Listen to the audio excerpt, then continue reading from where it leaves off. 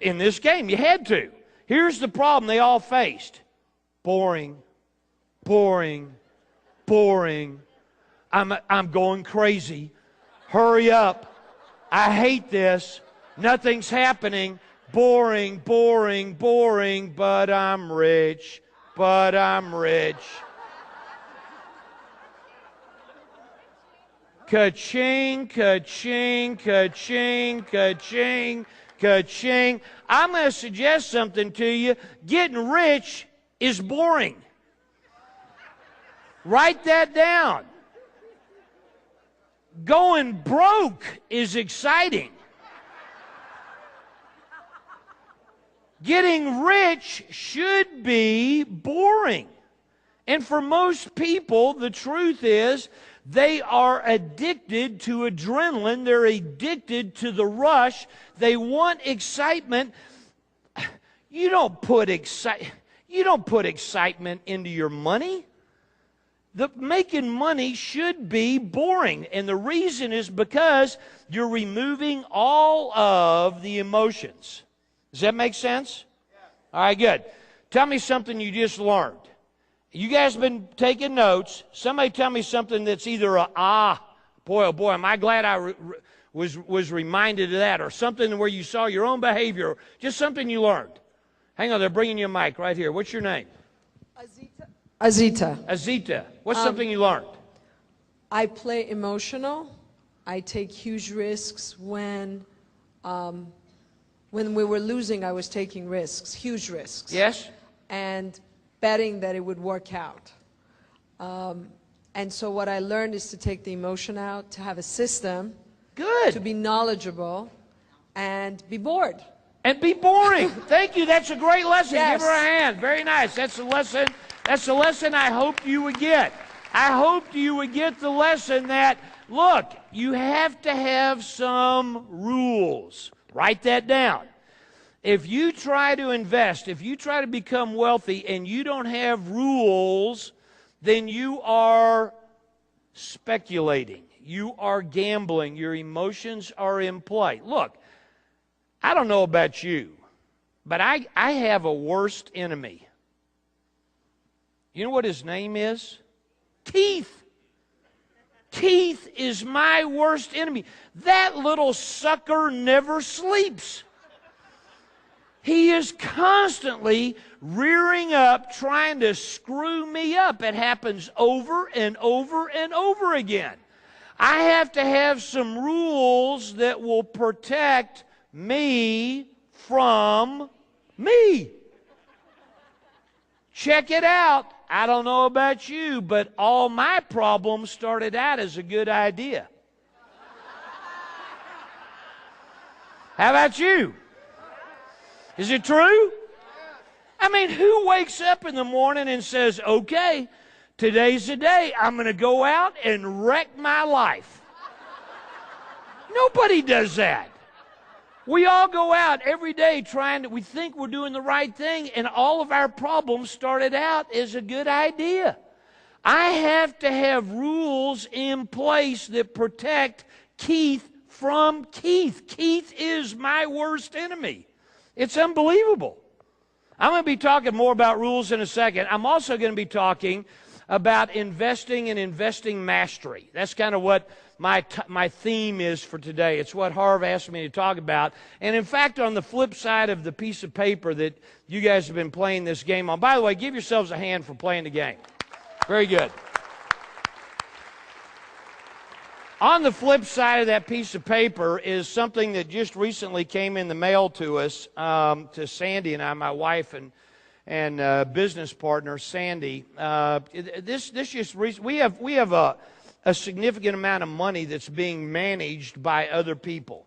And once or twice a month, they send us a little write-up. And right before we came to over here to Las Vegas, in fact, I just flew in last night from London. I've been teaching in Europe for the last 2.5 weeks. And so last night we landed, and Harv called me in London a few days ago, and he said, Keith, I know that, you got a bunch of people that are going to be at extreme wealth, and could you bring along one of the deals that has recently been presented to you?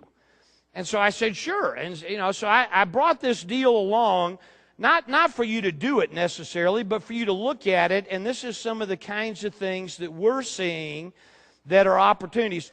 Let me give you a summary. It looks like they got a patent. It looks like this particular motor that they have will increase the power of about 50%. It looks to me like it's environmentally very friendly. It's hydrogen and ethanol. It looks to me like there's less complications than there are with conventional kinds of engines. It's easy to repair, and their primary target market appears to be China and India, which are both very large, very emerging markets. So at the bottom of your piece of paper, just based on what you've read, if this is something that you would be interested in doing, just write down, and I'm going to suggest we just play with $1,000. You write down 0 as the amount that you'd be interested in investing, or you write down up to 1,000.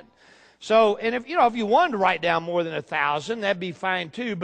But someplace on your piece of paper, just write down, based on what you know right now, kind of what would be your interest level in this deal. And then we'll talk about this whole subject of investing and come back to this deal in a minute. Is that good?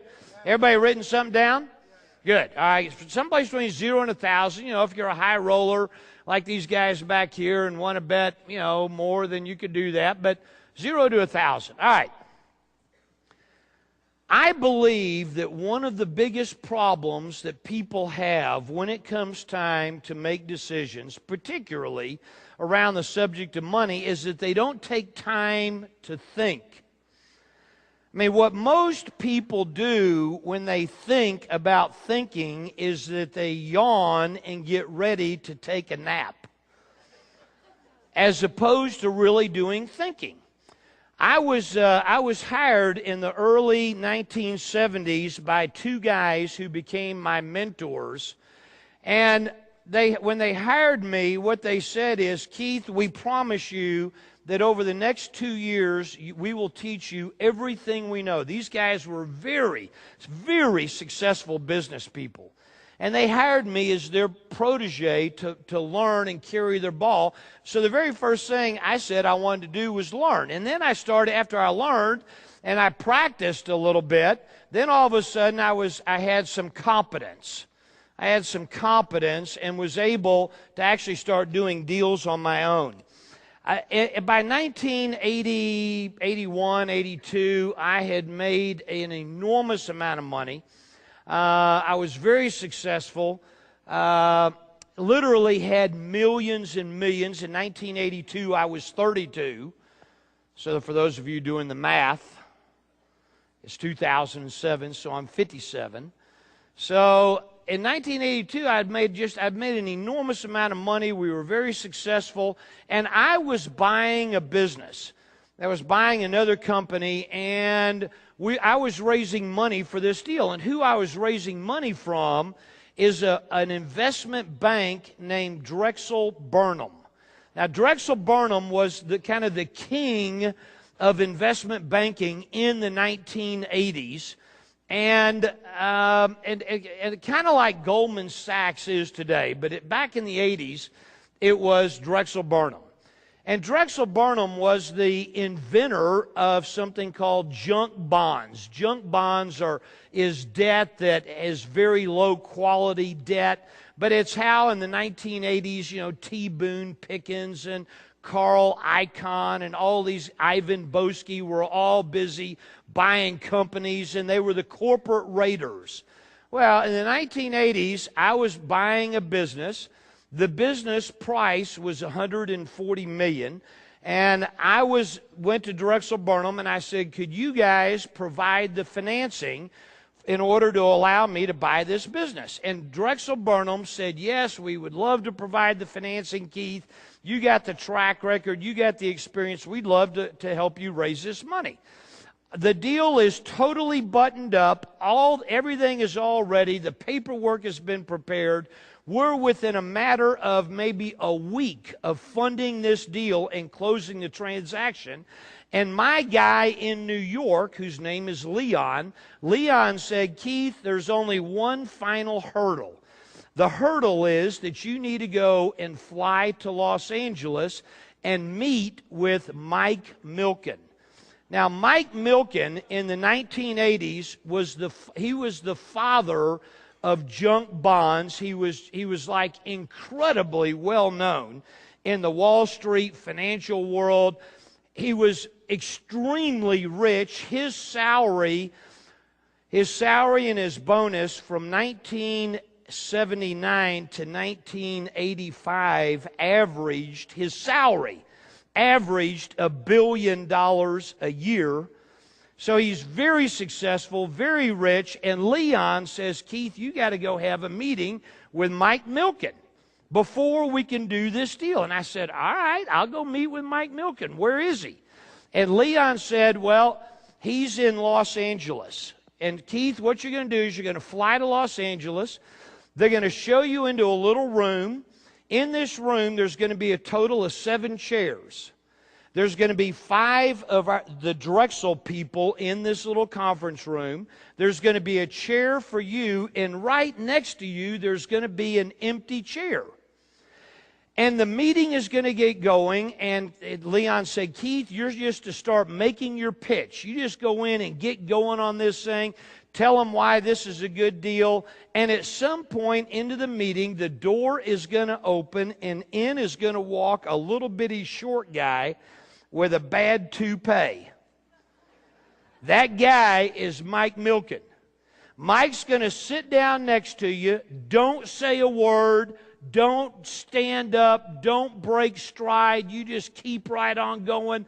Don't say anything. Just keep on going. And then at some point, if Mike likes everything he hears, he's going to leave. He's not going to stay the whole time. Now, Keith said, Keith, you're going to get nervous if he stays too long. Because that's not good if he stays too long. It's going to be very short, in and out. Don't say anything to him. He doesn't like that. This is not about him. This is only about the deal. I said, no problem. I got it. So I fly to L.A. I get to the little conference room, 7 chairs. I'm in there, 5 of their people in there, empty chair right by me. The 5 people say, okay, let's get going. Man, I am rolling. I am smoking. I'm telling them why this is a good deal, about competition, about market value propositions, competitive advantage, management teams. I am cooking. The door opens. In walks this little bitty short guy with a bad toupee. He sits down right next to me. I don't break stride. I just keep on going. And I go for another 5 minutes, and the door opens again. They didn't tell me that was going to happen, so I stopped. I turned around, I looked at the door, this guy sticks his head in, I said, I'm sorry to interrupt. Mike, we have to have a decision on the takeover of Gulf Oil. I went, whoa, that's a big deal. Mike Milken, who's sitting right next to me, says to me and the rest of the room, he says, I'm sorry, give me 1 minute. Mike Milken opens his little day timer, turns a page, and says this: the next time I'm scheduled to think is from 3 a.m. to 5 a.m. on Thursday morning. You will have an answer at 5 a.m. I went, whoa. These boys are playing at a whole different level. You know what I mean? I mean, first of all, they're scheduling time to think. Are you kidding me? I've never done that in my life. I'm a gunslinger. I'm a ready, fire, aim, like this woman said over here. That's kind of how I did it. And I said, whoa, here's a guy who's obviously very smart, very successful. He's made a ton of money, and he is scheduling time to think. Not only that, it's from 3 a.m. to 5 a.m. in the morning. So I sat there and I opened my little notebook and I said, note to self. Schedule time to think. Now, let me ask you a question. Has anybody in here besides me ever learned something and then forgot to use it? Yeah. That's what happened to me. So here I am. I buy this company. I mean, I'm hot. I'm on a roll. Everything is good. I start buying real estate. I'm loading up with debt. And pretty soon I got hundreds of millions of dollars of debt. The economy started turning. And the liquidity, kind of like it is today, got drained out of the market, only it was worse. And ultimately, I couldn't sell any of the assets that I had, and my assets kept going down in value, but my debt stayed right here. So for a while, I was like this, worth a ton. And then pretty soon, I mean, here's my debt and here's my assets, and I'm going, boy, this is getting worse and worse and worse. It reminds me of W.C. Fields said one time, I sure hope I break even on this deal. I really need the money. That's the way I was feeling. I was just hoping I was going to break even on this thing.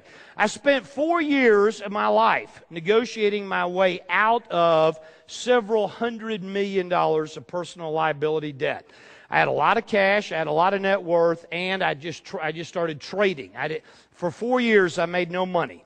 All I did is go to the office every day and call my lenders and say, okay, look, I'll give you back your property, I'll give you back the assets, and I'll give you a little bit of my cash. And I was successful. After 4 years, I got back to zero. My accountants came to me in 1990, and they said, Keith, congratulations on getting out of debt. I said, thank you very much. I'm even. I have no assets. I have no debt. I got zip, nada, nothing. I got nothing. But I'm very happy. I broke even. And my accountant said to me, Keith, the bad news is when there was debt forgiveness, so if I owed a bank $10 million and I only gave them back $6 million, then I had $4 million of debt forgiveness, right? Does that make sense?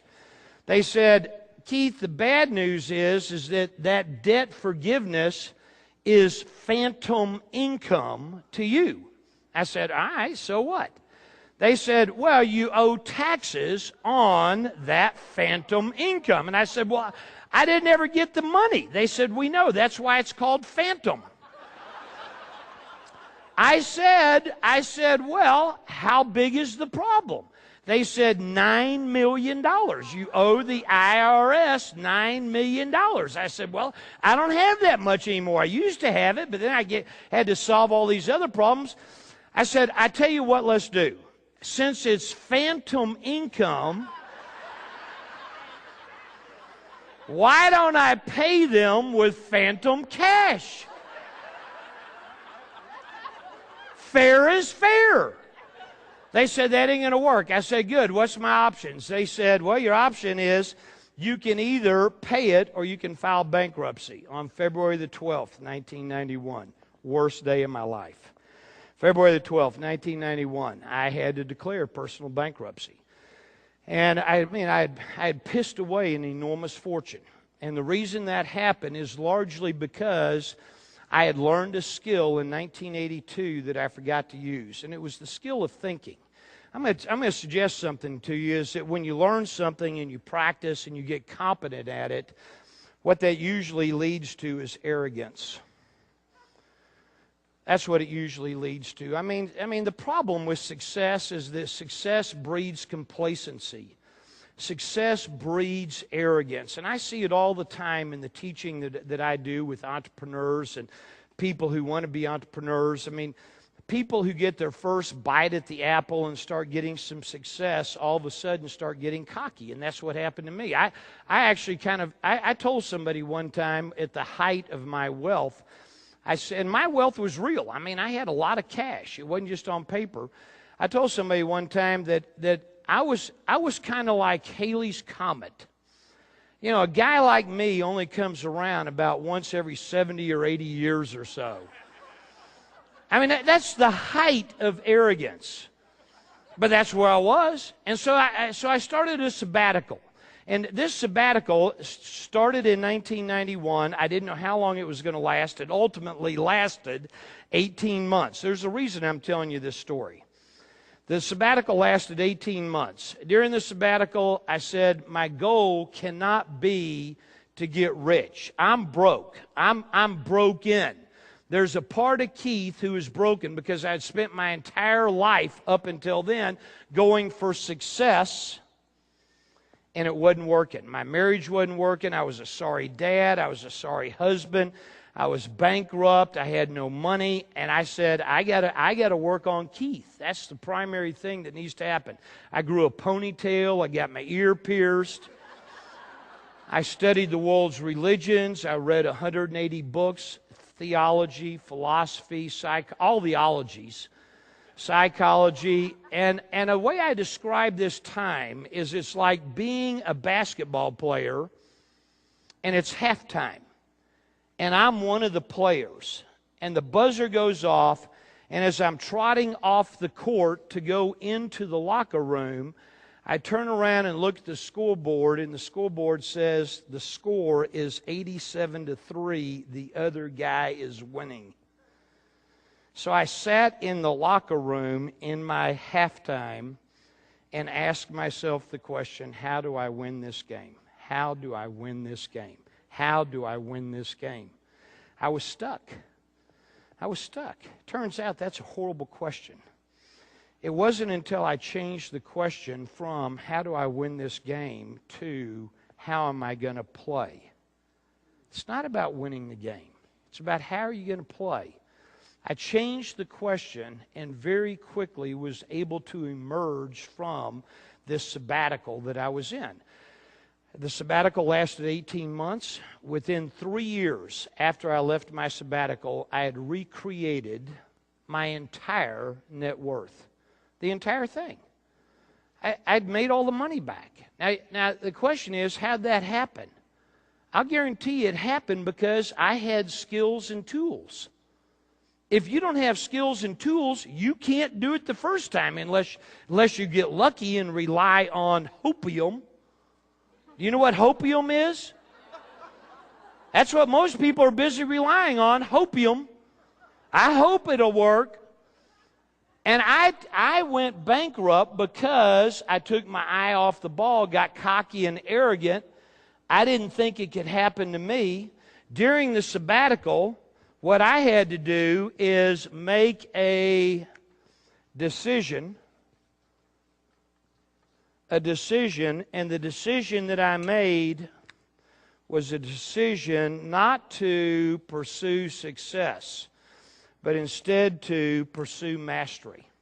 That's an entirely different ball game. Mastery is a different ball game from success. And really that's all my teaching. If you took all my teaching and put it on a bumper sticker, that would be what my teaching is about. It's around the subject of mastery. I'm going to talk more about that in a little while. The critical part of this story is the turning points of the story. It's learn, practice, competence. This one fouled me up. I got cocky. I then had to make a decision. That's what happened in the sabbatical. And ultimately what I concluded was, in order for me to create the life I want, what I need to be dedicated to is not success. What I need to be dedicated to for my life is mastery. Mastery to me simply means being the best me that I can. Write that down. Mastery means being the best me that I possibly can. The truth of the matter is, when I die, I have no interest in somebody standing over my grave delivering a eulogy to say, here lies Keith, he was super rich. That's not the difference. What I have an interest in is saying, here lies Keith. He planted a stake. He gave it everything he got. He made a difference. That's a whole different ball game. That's what mastery is about. I believe mastery is what you learn after you think you know it all. Mastery is what you learn after you think you know it all. I heard a saying one time that really sums up mastery to me. It says this: there is nothing noble in being superior to someone else. The only true nobility is being superior to your former self. There's nothing noble in being superior to someone else. This is not a race. And for sure, it's not something I'm going to win. There's nothing noble in being superior to someone else. The only true nobility is being superior to your former self. It's very powerful. What if the level you decided to play was at the level of, how do I create the best me? That's a whole different ballgame. So, critical thinking time. I learned the lesson.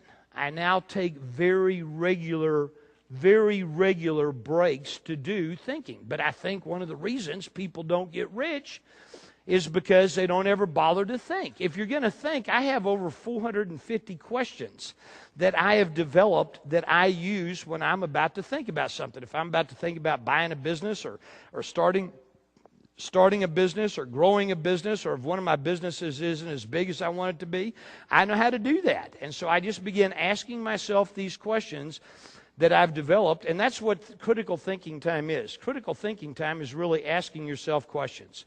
I think the second part that goes along with this, and they'll show it up here in a second so you can take notes, critical thinking is not only about thinking time, it's also about clarity of the problem.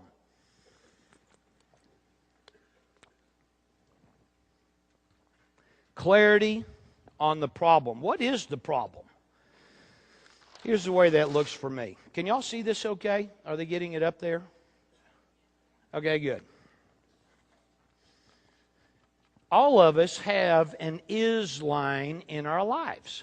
There's something that is. And I think one of the problems that people have is they rarely tell the truth about what is in their lives. People don't tell the truth.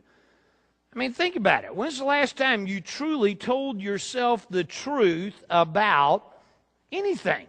Not only that, we don't even have people around us to tell us the truth.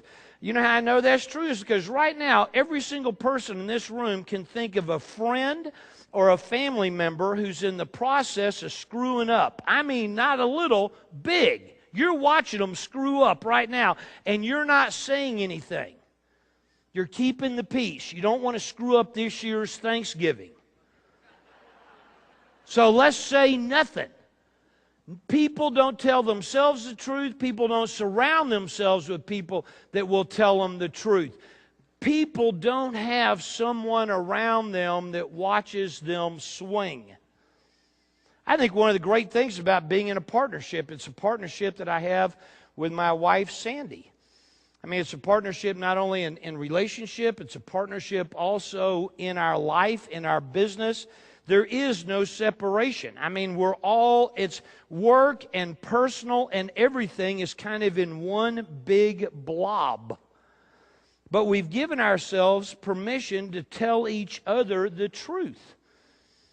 That's extraordinarily powerful. Without somebody else telling me what they see, I will be blind. It's called a blind spot. You have them, I have them. That's why Tiger Woods has 6 coaches. The reason Tiger has 6 coaches is because he can't see himself swing. You can't see yourself swing. And so what we tend to do is keep doing the same thing over and over again, and we don't tell ourselves the truth.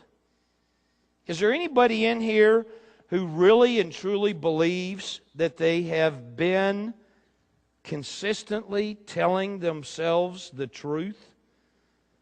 I mean, really? We don't. We don't tell ourselves the truth.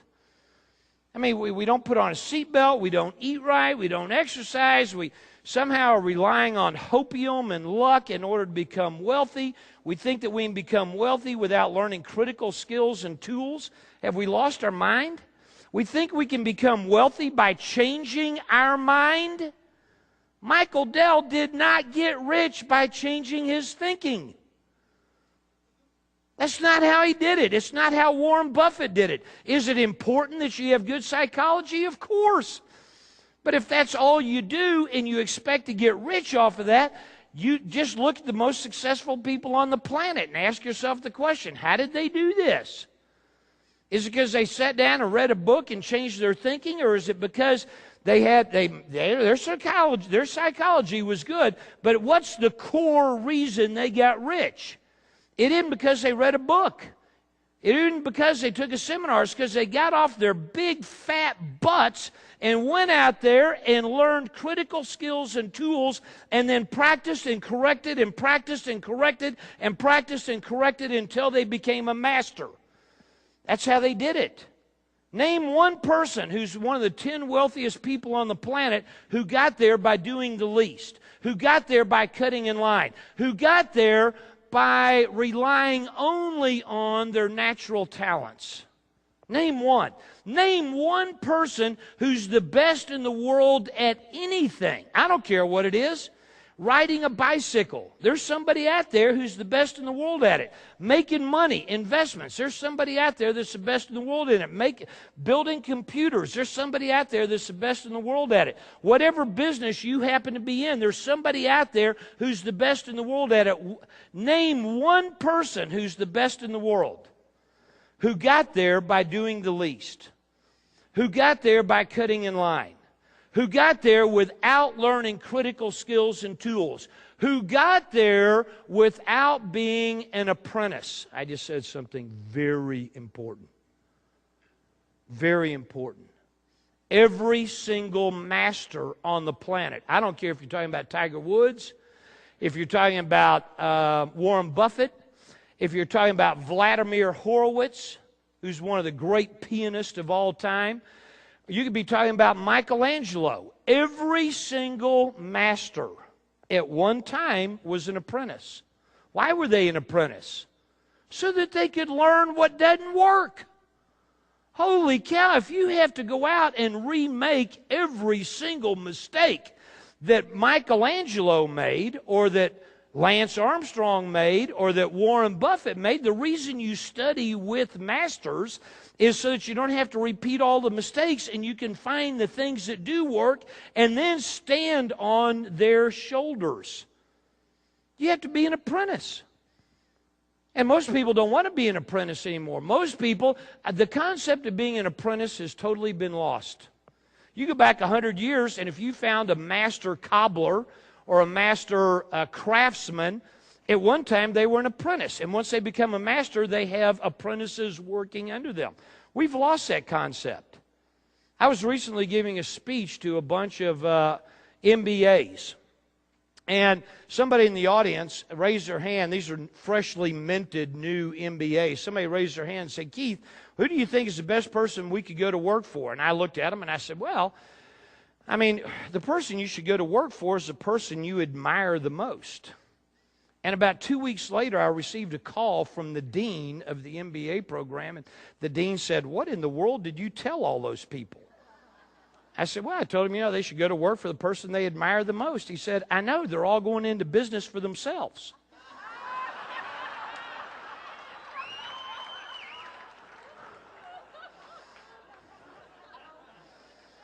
You got to tell the truth about what is. If you don't have skills and tools, you can't be hacked off that you're not accelerating your pace to what you want.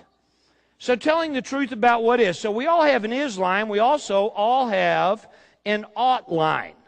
An ought line. Is and ought. Ought is the way we would like for it to be. Is the way it is. What's the difference between is and ought? What's the difference? What do we call that? Yeah, we call that the problem. The difference between what is and what ought is what we identify as the problem, right? Hello? Yes, that's the way we do it. So what I want you to do on your piece of paper right now, nobody's going to look at it. Nobody's ever going to see it. I'm not going to call on you. You're not going to have to turn around and share with your neighbor. So here's an opportunity to tell the truth. What I want you to do is write down on your piece of paper one of your top 3 problems. Now watch, here's how you do it. Here's what you do. Watch me. You get your pen and you cover it up so nobody can see it. And you write really, really, really small so nobody can see it. But you're not going to have to think about this. Everybody in here knows what one of their top 3 problems is. 10 seconds. Write down one of your top 3 problems. 10 seconds. You already know what it is. You don't need to think about it.